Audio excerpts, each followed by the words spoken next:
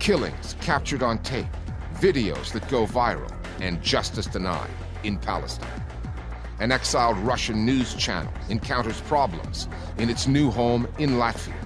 And double standards that echo of Orientalism, the news coverage of the World Cup in Qatar.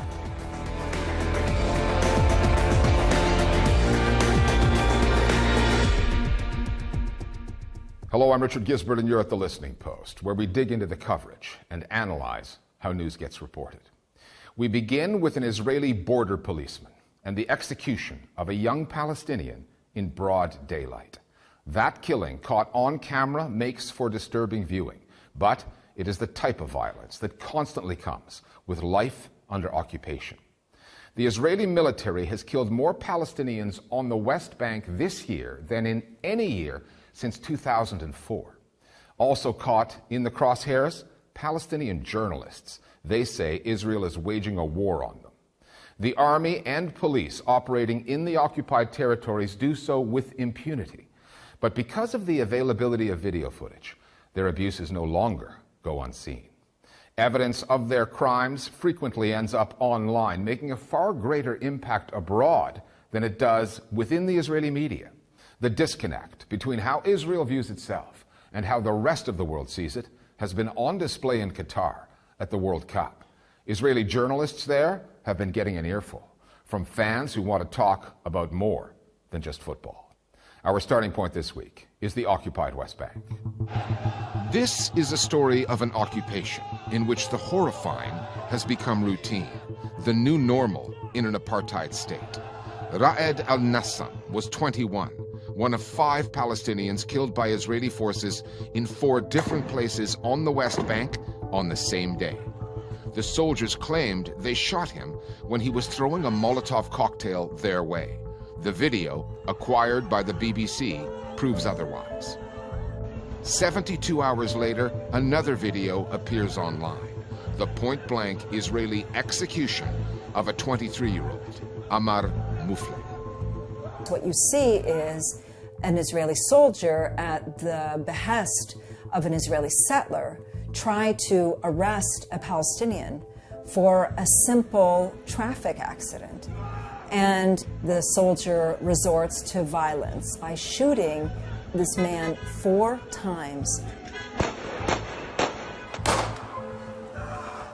Now, the part that you don't see in the video is that the army then refused to allow medical treatment, and then also ended up stealing his body and has yet to be returned to the family. What was shocking about it is not that it happens, because it happens every single day. It's that this time it was recorded and sent around the world. As soon as the video came out, the Israeli authorities released a statement that the young Palestinian man had been involved in a stabbing previously, allegedly, and at least as far as Israeli media was concerned, that was the end of the story. He was a presumed terror suspect, and the use of lethal force was justified, even though the video did not show any threat to the soldier's life, and the soldier received support from essentially all echelons of the Israeli state, from the high-ranking military officers and even the sort of outgoing lame duck Prime Minister Yair Lapid. Israel's incoming government, elected 6 weeks ago, is shaping up as the most extreme in its history.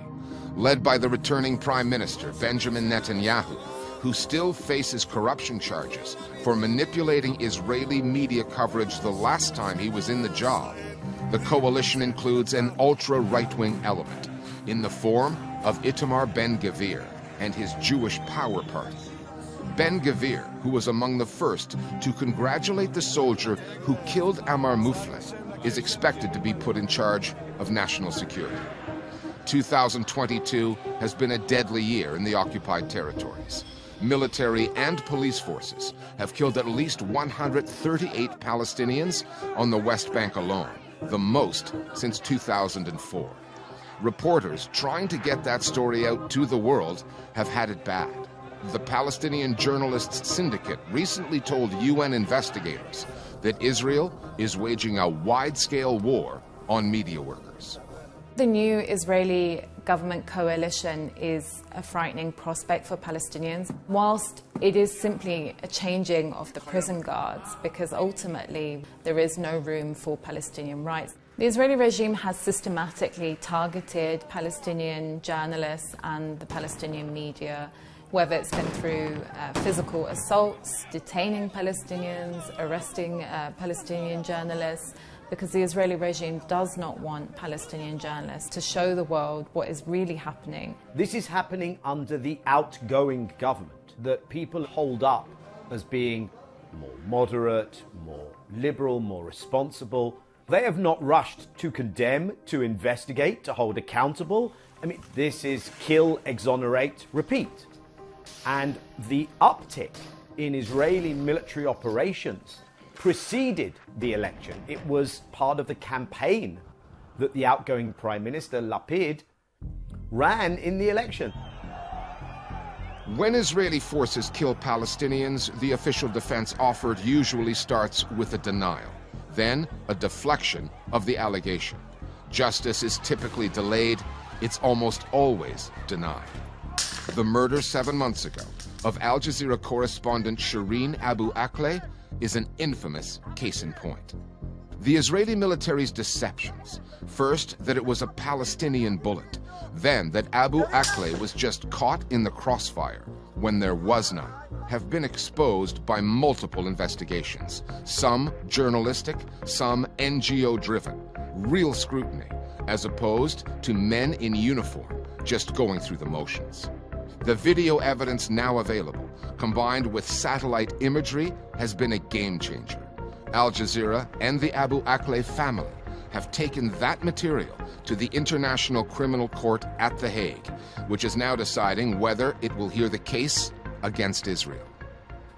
I don't think anyone will be held accountable, but it shows that the Israeli regime not only lied and attempted to mislead the public about what happened, it then backtracked and finally settled on a narrative that this was a regrettable mistake. It shows that the Israeli regime doesn't actually care, and people know that it kills Palestinians. What's amazing is that there were so many investigations into Shireen's assassination from NGOs, Bellingcat, Amnesty International, Human Rights Watch, CNN, the Associated Press, and the New York Times. Probably the most investigated assassination that we've seen, and yet not a single Israeli journalist did any investigation into Shireen's assassination.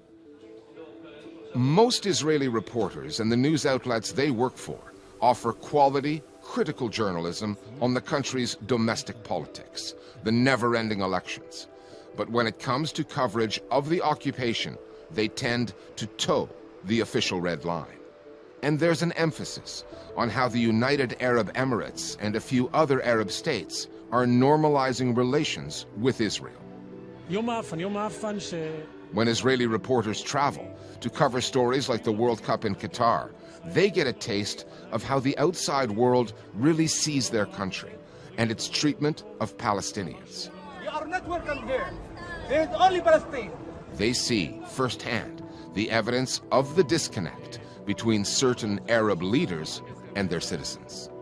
הגענו פה לאיזו מסעדת חוף לצלם אייטם על האנשים בחוף.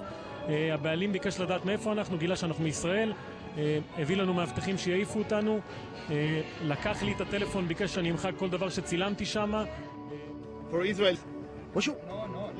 Israelis had grown accustomed, because of the normalization agreements, to thinking that Palestinians had been forgotten, that the people have stopped paying attention. And Israeli journalists have reacted kind of with incomprehension that they have been faced such hostility. Channel is this? Israel channel.